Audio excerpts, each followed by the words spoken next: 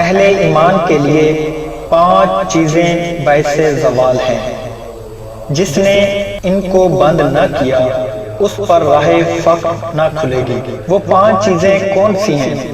وہ حواس خمسہ ہیں، یعنی سننے، دیکھنے، چکھنے، سونگھنے اور چھونے کے حصے۔ یہ 5 چور ہیں جو وجود کے اندر نفس کے ساتھی ہیں۔ ان 5 سے توبہ کرانی چاہیے، یعنی کان توبہ کریں، آنکھیں توبہ کریں، زبان توبہ کرے، ہاتھ توبہ کریں اور پیر توبہ کریں۔ جن باتوں کا سننا درست نہیں انہیں مت سنیں، جن چیزوں کا دیکھنا درست نہیں انہیں مت دیکھیں، جن باتوں کا کہنا درست نہیں انہیں مت کہیں، جن چیزوں کا پکڑنا درست نہیں انہیں مت پکڑیں، اور جہاں جانا درست نہیں وہاں مت جائیں۔